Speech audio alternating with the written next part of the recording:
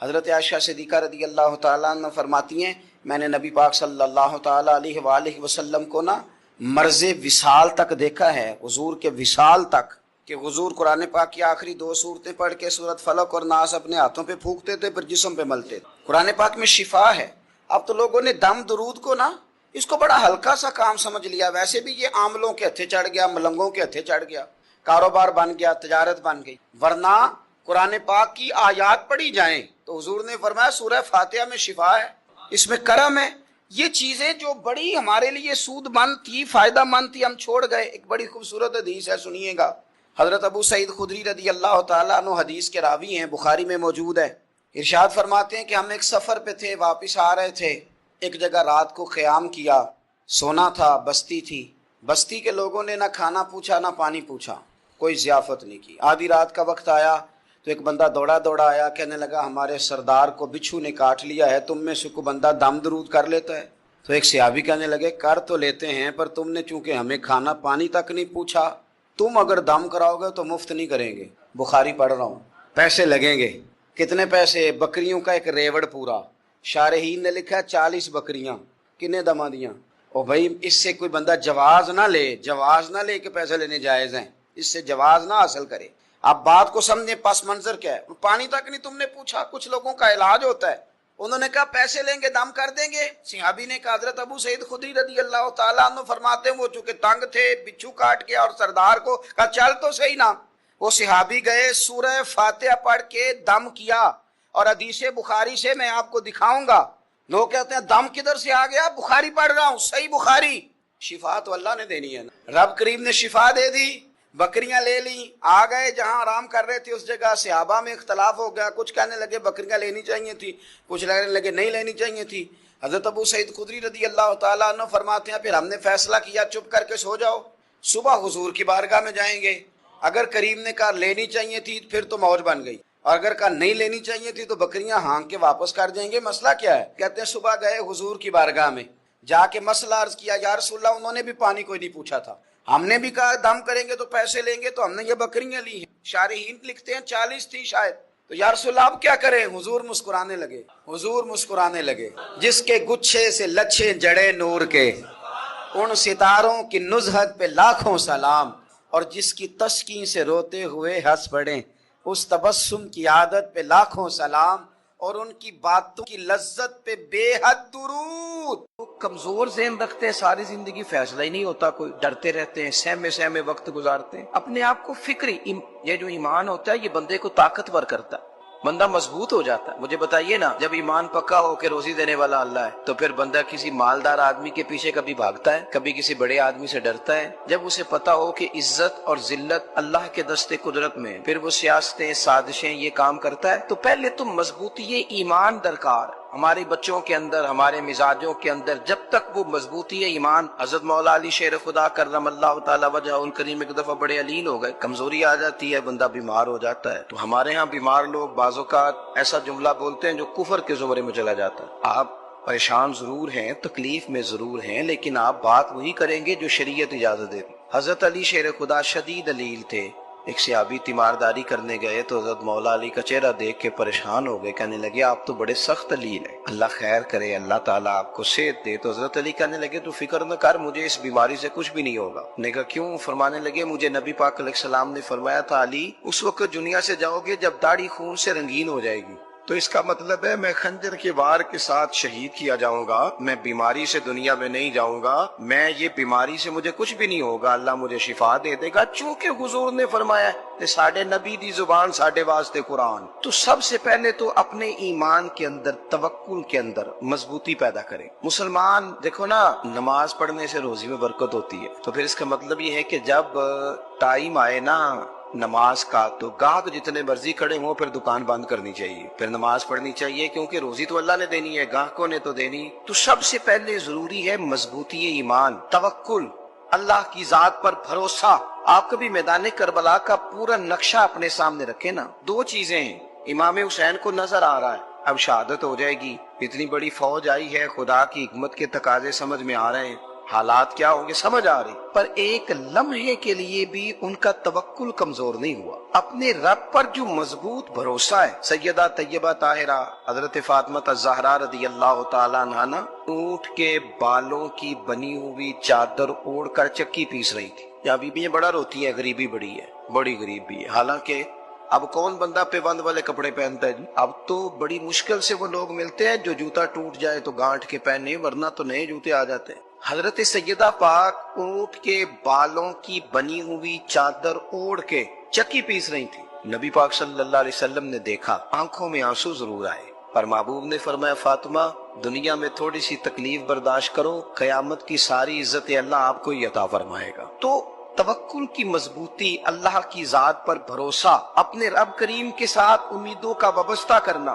اس سے مضبوطی آئے۔ دوسرا فرمایا وَعَمِلُوا الصَّالِحَاتِ، بہترین عمل کیا جائے زندگی میں، نیک اعمال کیے جائے، وقت ضائع نہ کیا جائے، ہر وقت کوئی نہ کوئی کام بندہ کرتا رہے۔ یہاں بہت سارے لوگ ہیں جن کو لوگ نیک کہنا شروع کر دیتے ہیں نا، وہ سمجھ لیتے ہیں شاید ہم سچی مچی نیک ہیں۔ لوگ جو کہتے ہیں حضرت صاحب کی بلا، پیر صاحب کی بلا، میں یہ طالب علموں کو، دوستوں کو، بلکہ اپنے آپ کو بھی کئی دفعہ کہتا رہتا ہوں، اپنے آپ کو سمجھاتا ہوں کہ یہ لوگ تجھے کہہ رہے ہیں حضرت صاحب، یہ تو رات کو تو اپنے آپ سے پوچھنا، اپنے رب سے پوچھ، کبھی موقع ملے تو اپنی گریبان میں جھانک، غور کر کے تیری کیفیت کیا ہے، تنہائی میں تیرا دل اللہ سے جڑتا ہے کہ نہیں، عبادت میں دل لگتا ہے کہ نہیں، خدا کا خوف دل میں رہتا ہے کہ نہیں، غریب کی محبت، عزیزوں قربت والوں کا احساس طبیعت میں موجود رہتا ہے کہ نہیں۔ ویسے تو میرا مطلب ہے، لوگ کہہ دیتے حاجی صاحب آپ بڑے سخی ہیں، تو اس سے تو نہیں نا بندے نے سخی ہونا، سخی تو تب ہونا ہے جب اللہ کی بارگاہ میں مقبول ہوگا۔ اعمال صالحہ، نیک کام، اور وہ کرتا رہے بندہ، کوئی بھی کام اسے نیکی کا مل جائے نا۔ دیکھنا اپنا معیار ہر انسان نے بنایا ہوتا ہے کامیابی کا۔ کچھ لوگوں کا خیال یہ ہوتا ہے کہ بچے میرے پڑھ گئے، اپنی اپنی جگہ پہ سیٹ ہو گئے، میں اب بڑے سکون میں۔ کچھ کی رائے یہ ہوتی ہے کہ میں نے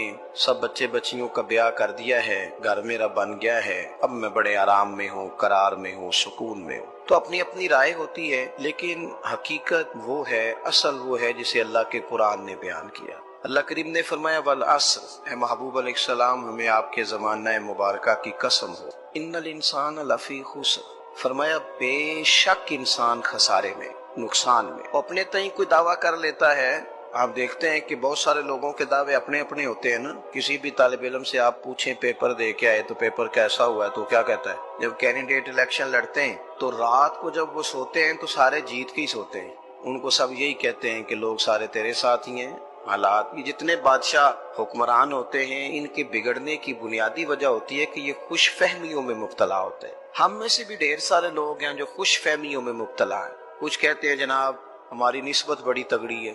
بھئی نسبت تو امام حسین سے تگڑی تو کسی کی نہیں نا، تو ساری رات نماز پڑھتے تھے، روزے رکھتے تھے، اللہ کو یاد کرتے تھے۔ آپ خالی نسبت پر بیٹھ کر عمل چھوڑ جائیں تو یہ کیسے ممکن ہے؟ تو اپنے اپنے تئیں لوگوں نے معیار کامیابی کے قائم کر لیے ہیں۔ اللہ فرماتا ہے کہ محبوب مجھے قسم ہو زمانے کی، انسان نقصان میں، یہ دن بدن جو وقت گزار رہا ہے تو اس کا نقصان، اس کا خسارہ، اس کا گھاٹا بڑھتا جا رہا ہے، روز نقصان میں۔ کتنا کتنا عمر کا حصہ لوگوں نے ضائع کر دیا، کتنے کتنے بہترین لوگ تھے لیکن روزی روٹی کے پیچھے وقت سارا برباد ہو گیا۔ یہ رزق حلال کے لیے دوڑ دھوپ ہو وہ تو بڑی بات، لیکن تکبر کے لیے اور خواہشات، بیجا خواہشات کی تکمیل کے لیے، ایک دوسرے سے آگے بڑھنے کے لیے بڑا وقت ضائع کیا لوگ۔ اچھا کوئی بھی نہیں جیتا، خاندانوں میں بھی کوئی نہیں جیتا، برادریوں میں بھی کوئی نہیں جیتا، پر لڑائی ساری زندگی کی ہے، میں نے آگے گزرنا، میں نے آگے، حالانکہ کوئی کسی کو جیتنے دیتا ہی نہیں۔ اپنے اپنے تئیں لوگوں نے معیار قائم کیے کامیابی کے۔ اللہ فرماتے ہیں بے شک انسان نقصان میں ہے، لیکن جس میں 4 خوبیاں پائی جائیں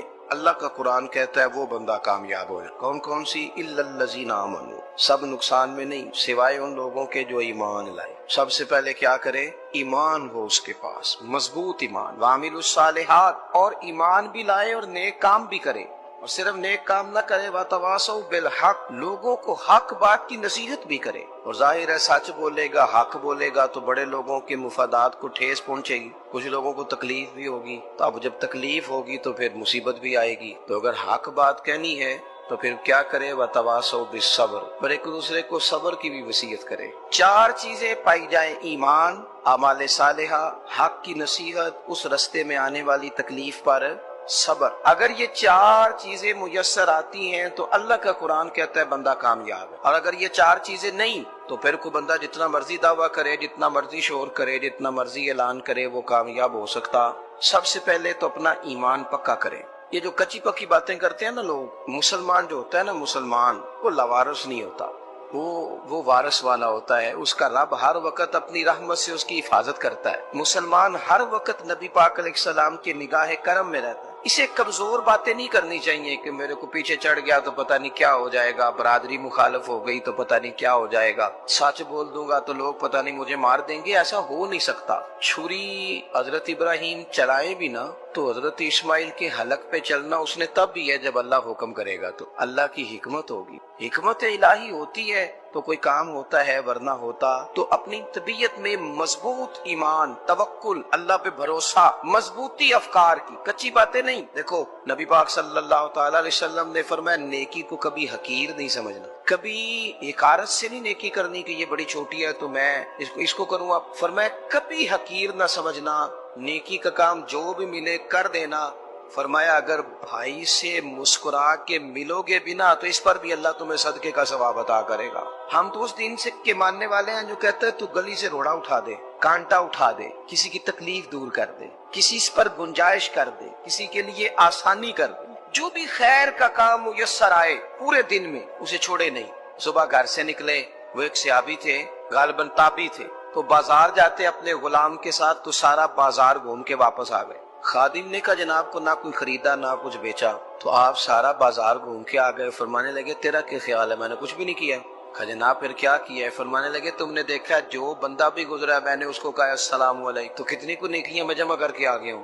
کوئی خیر جو میسر آئے۔ ہم سمجھتے ہیں کہ شاید وہ کروڑ کو روپیہ ہوگا تو پوری مسجد بناؤں گا تو پھر میں نے نیکی کر دی، شاید جناب میں، حالانکہ یہ چھوٹے چھوٹے کام ہے نا، چھوٹے چھوٹے کام، ان کی تو زیادہ ضرورت ہوتی ہے، ان کی تو زیادہ حاجت ہوتی ہے۔ کوئی آپ رستے میں گزر رہے ہیں تو نیچے کوئی کھڈا بنا ہوا ہے تو اس پر ہم کیا کرتے ہیں، گاڑی میں بیٹھ کے تبصرہ کرتے ہیں اے روڈ کھورے کدو بننا ہے بھئی، یہ کھڈا ہے نا تو آپ نیچے اترے نا، تو آپ دھابڑا لیں نا، کئی پکڑے نا، یہ تو 5 منٹ کا کام ہے، یہاں آسانی کر دے نا، آپ اس میں گنجائش کر دیں۔ حضور سید عالم علیہ السلام نے فرمایا، امام راضی نے حدیث لکھی ہے، قیامت کے دن ایک بندے کو اللہ معاف کرے گا تو مالک وہ بندہ عرض کرے گا یا اللہ میں تو بڑا گنہگار ہوں، کس وجہ سے معافی ہوئی؟ فرمایا رات کے وقت تو گزر رہا تھا، تیرے پیر سے روڑا ٹکرایا تھا، تو نے اٹھایا ادھر ادھر دیکھ کے کہ کوئی اللہ کے کسی بندے کو تکلیف نہ ہو جائے۔ کمالی کو وہ تو میں نے زمانہ بیت گیا، کوئی اتنی بڑی بات بھی نہیں سمجھی، تو رب کریم نے فرمایا تو رات کے اندھیروں میں بھی میرے بندوں کا خیال رکھتا تھا تو میں تیرا خیال نہ کروں؟ کوئی عمل ہمارے ہاں لوگ کوئی کام نہیں کرتے، بالکل نہیں، کوئی کام نہیں، نہ بڑے نہ چھوٹے نہ سمجھدار نہ ان پڑھ، کچھ بھی نہیں، نشستن گفتن برخاستن، بیٹھو راج کے گپے مارو، تبصرے کرو فلانا کچھ نہیں کر رہا، فلانا کچھ نہیں کر رہا، اس کے بعد اٹھ کے چلے جاؤ، کچھ کریں، وعملوا الصالحات، نیکیاں جمع کریں زندگی میں، خزانہ بنائیں، خزانہ، اپنی ڈیوٹیاں اپنی ذمہ داریاں پوری کرے، ہر وقت کام، ہر وقت ذمہ داری، ہر وقت ڈیوٹی۔ لیکن نا امام حسن اور حسین، ان کی آپ کبھی زندگی کا مطالعہ کریں، فرض نماز کے علاوہ 100 رکعت نماز نفل روز پڑھنی ہے، پتہ کرنا ہے غریب کہاں کہاں ہیں، ان کا خیال رکھنا ہے، اور میرے پیسے نہیں دینے۔ ہمارے یہاں لوگ ان غریبوں کو پیسے ضرور دیتے ہیں، عزت نہیں دیتے، ان کو 4 پیسے کی مدد ضرور کر دیتے ہیں پر عزت نفس کا خیال نہیں رکھتے۔ امام زین العابدین رضی اللہ تعالیٰ عنہ فرماتے ہیں، گزر رہے تھے، آپ دیکھیں نا، امام غزالی حدیث لائے ہیں کہ بندہ اور کچھ نہ کرے، کسی مومن کا دل راضی کر دے تو اللہ 60 سال کی نفلی عبادت کا ثواب عطا کرتا ہے۔ دل بدستاور کی حج اکبر است، از ہزارہ کا یک دل بہتر است۔ کسی کا دل خوش کر دینا، اس کو راحت دے دینا، اس کو قرار دے دینا، اس کے لیے کوئی ایسا سامان کر دینا کہ بندہ مطمئن ہو جائے، سکون ہو جائے۔ یہ ہمارے یہاں جو لوگ ہوتے ہیں نا، سرکاری ملازمین، ڈیوٹیوں والے، ان کی طبیعتوں میں تلخی ہوتی ہے۔ یہ اگر صرف پیار کرنے لگ جائے نا، سے وابستہ لوگ میرے احباب میں سے ہیں، تو میں ان سے کہتا ہوں کہ شفا تو اللہ نے دینی ہے، چلو تم دعائی تو آج کے دیا کرو نا، تم آنے والے کی بات تو توجہ سے سنو۔ وہ بیچارہ اپنی بات، ہمارے ایک بزرگ تھے تو تعویذ لکھا کرتے تھے، بڑے عالم تھے، مجھے کچھ تھوڑی سی نا میرے دل میں ان کے بارے میں خفگی رہتی تھی کہ آپ اتنے بڑے عالم ہیں، آپ کتاب لکھیں، آپ تعویذ لکھ رہے ہیں، اور پھر لوگوں نے کمائی کرنی ہوتی ہے، آپ تو مفت دیتے ہیں سارا کچھ، اتنی لمبی ڈیوٹی، سارا دن بیٹھے رہتے ہیں آپ اور لکھتے تعویذ ہیں۔ میں نے ایک دن ان سے گزارش کی، میں نے کہا شیخ آپ بڑے آدمی، جن لوگوں کو اللہ نے رسوخ فی العلم عطا فرمایا ہوتا ہے، ان میں سے آپ، اللہ نے آپ کو پختگی دی ہے، علم میں شعوری عالم ہے آپ، سارا دن تعویذ۔ فرمانے لگے یار میں تعویذ نہیں لکھتا، اصل مسئلہ یہ ہے کہ جو تعویذ لینے آتا ہے وہ اپنا سارا دکھ سناتا ہے. تو میں تعویذ نہیں لکھتا، میں نہ بس لوگوں کے کلیجے ٹھنڈے کرتا ہوں. میں کسی کا، اب تو بچوں کے پاس ٹائم ہی نہیں، وہ تو ابا کا دکھ نہیں سنتے، تو بیٹھتے ہی نہیں. اماں کہہ رہی ہوتی ہے کہ پتر کو 10 منٹ میرے پاس بھی بیٹھا کر، لیکن پتر مصروف پڑا ہے، ویڈیو چڑھانی ہے اس نے. ہم الجھ گئے. یہ چیزیں انسان کو نفسیاتی طور پر کمزور کر دیتی ہیں. جو لوگ زیادہ یہ کام کرتے ہیں ان کے حافظے کمزور ہو جاتے ہیں، وہ الجھ جاتے ہیں، انہیں پتہ نہیں ہوتا رات میں نے کیا کہا تھا، صبح میں کیا کہہ رہا. ہر وقت نہیں، ضرورت کے وقت، ہر ٹائم نہیں، مخصوص اوقات میں. حضرت امام زین العابدین رضی اللہ تعالیٰ عنہ فرمانے لگے، ہم گزر رہے تھے، امام حسین ساتھ تھے، تو رستے میں نہ کچھ غربا، غریب لوگ بیٹھ کے کھانا کھا رہے. کہتے ہماری ان پر نظر پڑی تو انہوں نے حضرت امام حسین رضی اللہ تعالیٰ عنہ سے کہا، حضور آئیے تشریف لائیے، کھانا کھائیے. وہ ضروری نہیں ہوتا آپ کو سب کا کھانا پسند ہی آئے، ٹیسٹ اپنے اپنے ہوتے ہیں، یہ ضروری تو نہیں. کھانا پسند نہ بھی آئے تو دل تو پھر بھی راضی رکھنے چاہیے. قربان جائیں نبی پاک نے کس طرح ہماری تربیت کی. حضرت عائشہ صدیقہ رضی اللہ تعالیٰ عنہ فرماتی ہیں، کریم محبوب کا میں نے یہ طریقہ دیکھا کہ اگر کھانا ناپسند ہوتا تو چھوڑ دیتے، پر کبھی اس میں سے نقص نہ نکالتے، عیب جوئی نہ کر. گرمی کے موسم میں کھڑی ہے بیچاری خاتون، اور کتنی مشقت سے اس نے کھانا بنایا، اور کتنی گرمی صحیح ہے چولہے کے سامنے، لیکن صاحب کو کھانا رکھا ہے تو وہ کہتے ہیں یہ تو کی پکایا ہے، وہ کھانے والی چیز ہے بھئی، اس طرح کرنا. اب جو اگلی انڈیا وہ تو پکا، آنا تو کھڑا ہو. یہ پتہ چلی یہ کام کتنی مشقت کا ہے. زندگی میں کچھ تھوڑا سا دوسروں کا خیال رکھنا یہ بھی تو دین کا حصہ ہے. آپ اپنی زندگی میں ہمیشہ اپنے لیے سوچیں، کسی اور کا سوچیں ہی نہ. تو میرے عزیز یاد رکھیں گے آپ، امام زین العابدین کہتے ہیں نبی پاک صلی اللہ تعالیٰ علیہ وآلہ وسلم نے نا حضرت امام علی مقام کی، امام حسن اور حسین کی اس طرح سے کچھ تربیت فرمائی تھی کہ غریب پروری ان کے اندر رچ بس گئی، مزاج بن گیا. وہ غربا بیٹھے تھے دسترخوان بچھائے سڑک کے کنارے، تو امام حسین گزرے تو انہوں نے آواز دی. امام صاحب لوگ کہنے لگے حضور تھوڑی روٹی نہیں کھا لیتے ہمارے ساتھ. تو امام صاحب آ گئے، نیچے بیٹھ گئے غریبوں کے ساتھ. کوئی جرت کرے نا، چلو امیروں نے تو غریبوں کے ساتھ بیٹھنے کی جرت نہیں کرنی، کوئی پیر ہی بیٹھ جائے غریبوں کے ساتھ، وہی مہربانی کر دے کہ میں پیر صاحب ہوں کہ بلاؤں تو میں ہی چلو لنگر کھا لوں مریدوں کے ساتھ بیٹھ کے. ہماری تو محفلوں میں بھی نا جی نعت خانوں کا، مولویوں کا، دوسروں کا کھانا اور ہوتا ہے، اور غریب آدمی کو شاپر میں چاول ڈال کے دیتے ہیں، ساتھ اسے کہتے ہیں یہ لنگر شریف ہے. بھئی اگر یہ شریف ہے، تبرک ہے، تو اے پیر صاحب نو نہیں سی لنگدا، اڑتا ہے گلے میں لنگر ان کو. یہ لنگر شریف جو ہے یہ نعت خاں کو بھی تو گزرنا تبرک ہے کہ نہیں؟ ہاں نہ تو کرو نا. تے جیڑی زیادہ تبرک والی شے ہے وہ پیراں نو بھی تے کھانی چاہیے نا. نعت خاں کو اس کے لیے لہدا سے مرغ مسلم اعلیٰ کھانے. میں اکثر دوستوں سے کہتا ہوں چلو میلاد شریف پہ صحیح سب کے لیے اچھا کھانا پکاؤ. چلو جس غریبوں کے بچوں کو بیچاروں کو سارا سال وہ بوٹیوں کے لیے لڑتے ہیں، تم میلاد پہ اچھی روٹی پکا دو، تو بچہ جب کھائے گا نا بہت ساریاں بوٹیاں اور چاول، اور اپنے ابا سے پوچھے گا کہ ابا جی آج کی گل ہے، تو ہو سکتا ہے غریب باپ روئی پڑے اور اسے کہے پتر تو آج راج راج کے کھاج ساڑھے نبی پاک دا میلاد شریف. تو امام حسین رضی اللہ تعالیٰ عنہ نا آ کے غریبوں کے بیچ بیٹھ گئے زمین پہ. انہوں نے کہا کھائیے. تو وہ جس طرح وہ کھا رہے تھے نا سادے برتنوں میں سادے، امام حسین کھانا کھانے لگ گئے. میں نے کہا خیر کا کام کوئی بھی ملے اسے ضائع، چلو اور کچھ نہیں کر سکتے تھے، کسی کو سڑک ہی پار کرا دے نابینا کو، چلو اور کچھ نہیں کر سکتے، تو آپ کو پتا ہے کہ سامنے والا بوجھ لے کے گزر رہا ہے، آپ تھوڑا سا ہٹ جائیں روڈ سے، اسے گزر لینے دیں. کوئی تو کام زندگی میں کوئی ارادہ تو خیر کا بندہ کرے. امام حسین بیٹھ گئے، ان کے ساتھ روٹی کھائی. تھوڑی دیر کے بعد اجازت لی، فرمایا جاؤں؟ کہنے لگے حضور اور کھائیے. فرمانے لگے میں تو ابھی روٹی کھا کے آیا تھا اور آج تک ایسا نہیں ہوا کہ دوبارہ کھانا کھاؤں. ایک لقمے کی بھوک نہیں تھی، جتنا بھی کھایا ہے نا یہ تمہارا دل خوش کرنے کے لیے کھایا ہے. غرباء مساکین کی وعامل الصالحات، ایماندار بندہ ایمانداروں جیسے کام کرتا ہی اچھا لگتا ہے. 25 حج کیا امام حسن اور حسین نے مدینے سے مکے پیدل جا کے. میں کہتا ہوں چلو ہم باجماعت نماز ہی پڑھ لیا کریں. چلیں حضور صلی اللہ علیہ وسلم نے فرمایا فجر کی نماز پڑھ کے بیٹھ جاؤ، اشراق چاشت تک اللہ کا ذکر کرو، 2 نفل اشراق کے 2 چاشت کے پڑھ لو، اللہ 2 حج اور 2 عمرے کا ثواب عطا کر دے گا. مشکل کام تو نہیں. اہل بیت نے ہمیں سبق یہ پڑھایا ہے، حضور کے اصحاب نے ہمیں سبق یہ پڑھایا. تیسری بات فرمایا وَتَوَاصَوْا بِالْحَقِّ. صرف یہ نہیں کہ تم نماز پڑھ کے تو بیٹھ جاؤ، تم نے نا بے نمازی کو نماز کی دعوت بھی دینی ہے. مظلوم پر ظلم ہوتا رہے اور کونے میں چپ کر کے بیٹھے نہیں رہنا، بلکہ اگر ہاتھ پکڑا جا سکتا ہے تو ظالم کا ہاتھ پکڑنا ہے. نبی پاک علیہ الصلوۃ والسلام نے فرمایا اپنے بھائی کی مدد کرو چاہے وہ ظالم ہو یا مظلوم ہو. بھائی کی مدد کرو چاہے ظالم ہو یا مظلوم ہو. تو صحابہ نے عرض کی یا رسول اللہ صلی اللہ تعالی علیہ وسلم یہ مظلوم کی مدد تو سمجھ میں آتی ہے، یہ ظالم کی مدد کیسے کریں؟ نہیں سمجھ آ رہی ہے آپ کو بات؟ یا رسول اللہ صلی اللہ تعالی علیہ وسلم، مظلوم کے ساتھ کھڑا ہونا تو ہماری عقل میں آ گیا، تو ظالم کی مدد کیسے کرنی ہے؟ نبی پاک صلی اللہ تعالی علیہ وسلم نے فرمایا ظالم کو ظلم کرنے سے روک دو، تم نے اس کی مدد کر دی، اسے باز کرو۔ لیکن ہم تو اتنی جرت ہی نہیں رکھتے بدی کو بدی کہنے کی، اتنی طاقت ہی نہیں ہوتی، جھوٹ کو جھوٹ کہنے کی ہمت۔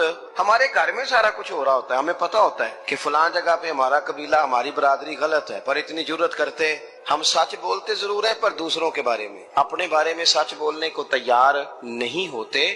جرت کا مظاہرہ کریں زندگی میں، حق کو حق کہنا سیکھیں، غلط کو غلط کہنا سیکھیں، جھوٹ کو جھوٹ کہیں، بدی کو بدی کہیں، سچائی کا ساتھ دیں ہمیشہ۔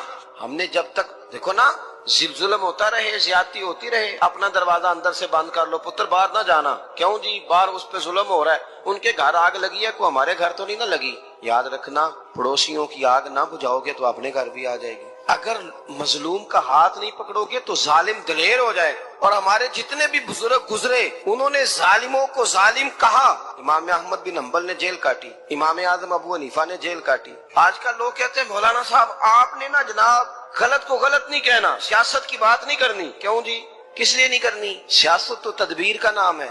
بنو اسرائیل میں جتنی بھی تدبیر ہوتی تھی وہ سارے انبیاء کیا کرتے تھے۔ کیوں نہ بات کریں؟ یہ جن کرسیوں پہ آج تم نے ظالموں جابروں کو بٹھایا، یہ کرسی تو حضرت ابوبکر صدیق جیسے لوگوں کی ہے، یہ تو حضرت عمر جیسے لوگوں کی سیٹ ہے، حضرت عثمان غنی جیسے لوگوں کا کام ہے، مولا علی جیسے لوگوں کا کام ہے۔ غلط جگہوں پہ غلط لوگ بٹھا دی اور پھر جھوٹے کو جھوٹا بھی نہ کہے، ظالم کو ظالم بھی نہ کہے۔ ہم سے نہ رقم ہوں گے قصید یزید کے، کیونکہ ہم لوگ تو حسین کے سیرت نگار ہیں۔ یہ کیا بات ہوئی؟ آپ سچی بات ہی نہ کریں، کلمہ حق کہیں، ہمیشہ کھری بات کہیں، سچی، گرچہ اپنا نقصان ہو، حق کے ساتھ کھڑے ہونا سیکھیں۔ وتواصوا بالحق، ساری آسانی تھی، امام حسین کو کوئی مسئلہ نہیں تھا، آرام سے بیٹھے تھے۔ آج کتنے موجوں میں بیٹھے ہیں، پیر صاحبان، مولوی صاحبان، خطیب صاحبان، سیاستدان، وڈیرے، موج لگی ہوئی ہے، کسی کو کچھ نہیں کہنا، کچھ کہیں گے تو پھر بندے مخالفت کریں گے۔ تو امام حسین مسجد نبی میں جمعہ پڑھاتے تھے، چپ کر کے بیٹھے رہتے، حضور سید عالم علیہ السلام کے مزار انور کے پاس بیٹھے تھے، بیٹھے رہتے۔ لیکن امام حسین نے فرمایا ظالم حکمران بنے تو وہ قوموں کو تکلیف دے، وہ ملی نقصان کرتے، وہ امت کا چہرہ مہرہ بگاڑ کے رکھ دیتے ہیں، لہذا کھڑے ہونا پڑتا ہے، کلمہ حق کہنا پڑتا ہے، الہی کلمت الحق کے لیے نکلنا پڑتا ہے۔ آپ اپنی زندگی کے اندر سچی بات کرنا سیکھیں۔ الیکشن کے دن آ گئے، میرے ایک بڑے محبت والے ساتھی آ گئے ووٹ کے لیے۔ ویسے بھی یہ جو بیماری ہمارے ملک میں نا جی، ہمارے ہاں حکمران بعضوں کا کہتے ہیں اوے ہو جی جمہوریت بڑی ضروری، وہ بھی کس مصیبت کا نام ہے جمہوریت؟ اقبال تو کہتے ہیں کہ یہ وہ چیز ہے کہ جس میں پتہ ہی کوئی نہیں ہوتا پڑھے لکھے ان پڑھ کا، چھوٹے اور بڑے کا، سیانے اور بیوقوف کا۔ جمہوریت وہ طرز حکومت ہے کہ جس میں بندوں کو گنا کرتے ہیں تولا نہیں کرتے رہتے ہر وقت۔ قوم کو اس کا حق ملنا چاہیے، غریب کی مدد ہونی چاہیے، انصاف ملنا چاہیے۔ باقی یہ تمہاری کہانیاں ہیں ڈکٹیٹرشپ اور جمہوریت، اور ہمیں تمہاری سمجھ بھی نہیں آتی، ہر ڈکٹیٹر کے ساتھ ہوتے ہو، باتیں جمہوریت کی کرتے ہو، جہاں تمہارا دل کرتا کھڑے رہتے ہو۔ ہمیں تو کوئی اس سے غرض نہیں، کام ہونا چاہیے، بلکہ جو لوگ قوت نافذہ رکھتے ہیں انہیں سمجھنا چاہیے کہ ملک کی بھاگ دوڑ ہمیشہ مضبوط ہاتھوں میں رہے، اور وہ اس طرح کا نظام وضع کریں، مل بیٹھیں سارے ادارے کہ غریب کی سنی جائے۔ وہ مجھے بڑی اچھی طرح یاد ہے جب وہ ایک حکومت ختم ہوئی اور جو ایک فوجی رہ کے گئے تھے 11 سال، ان کی حکومت آئی تو میں باہر نکلا تو ایک بزرگ تھے، وہ صبح صبح ناشتہ بیچا کرتے تھے ہمارے علاقے میں، چاول اور چنے بنے۔ تو میں نے ان سے کہا بزرگوں پتہ لگا جی رات جی حکومت بدل گئی ہے؟ تو فرمان لگے پتر جیڑا مرضی بھی آ جائے، میں تھے چاول بیچ کے روٹی کھانی، ہمیں تو ان سے غرض ہی نہیں، اللہ جانے کون آیا کون گیا، تو کھیل تماشا بنایا ہوا ہے۔ تو جھوٹے کو جھوٹا کہیں۔ میرے ایک دوست ہیں الیکشن لڑتے ہیں، مجھے ایک دفعہ آ کے کہنے لگے آپ نے کبھی ووٹ نہیں ڈالا، اس دفعہ ضرور ڈالے۔ میں نے کہا نہیں ڈالتا میں۔ کہنے لگے ووٹ قوم کی امانت ہے، تو میں نے کہا امانت کسی بے ایمان کو دے دوں؟ امانت تو امانت دار کو دی جاتی، نہیں سمجھے آپ بات؟ یہ سارے کہتے ہیں نا ووٹ قوم کی، تو امانت کس کو دینی چاہیے؟ صحیح بتاؤ۔ چلو ہوں تسی بولنا نہیں، بس دل وچ گل رکھنی، دل وچ دیندے ویسے امانت دارا نہیں ہونا۔ نہیں میں نے کہا بولنا نہیں، ہمیں کسی نے پتہ نہ لگ جائے، دیتے ویسے امانت داروں کو ہی ہو نا۔ یہ اپنے دل سے پوچھو، فیصلہ لو، اللہ سے ڈرو۔ ظالم کا مددگار ظالم ہوتا ہے، ظالموں کا مددگار ظالم ہوتا ہے۔ وہ تیرے میرے ووٹ پر جیت کر جب ظلم کرے گا تو پھر کون ہے جو یہ دعویٰ کرے گا کہ جناب میں ظالم کا مددگار نہیں؟ سوچو سمجھو غور کرو۔ امام حسین رضی اللہ تعالیٰ عنہ نے فرمایا سچ کو سچ کہیں گے، جھوٹ کو جھوٹ کہیں گے۔ یہ نہیں ہو سکتا کہ جناب ظلم ہوتا رہے اور چپ رہے. اور یہ سبق کہاں سے پڑھا انہوں نے؟ مولا علی شیر خدا سے. جب حضرت عثمان غنی رضی اللہ تعالیٰ عنہ پر بلوائیوں نے حملہ کیا نا، تو چونکہ حضرت عثمان غنی خالو تھے امام حسن اور حسین کے، حضرت عثمان خالو ہیں، سگے خالو ہیں، تو حضرت مولا علی شیر خدا نے یہ نہیں کہا کہ پتر اتنے بندے آ گئے ہیں، تلواریں ہیں، محاصرہ ہے، باہر نہ نکلنا، بلکہ حضرت مولا علی نے خود اپنے دونوں بیٹوں کو تلواریں پکڑائیں اور حضرت عثمان غنی کے دروازے پہ کھڑا کر کے کہا پتر خیال رکھنا تمہارے ہوتے ہوئے کوئی بھی شخص حضرت عثمان غنی کا دروازہ نہ کراس کر پائے.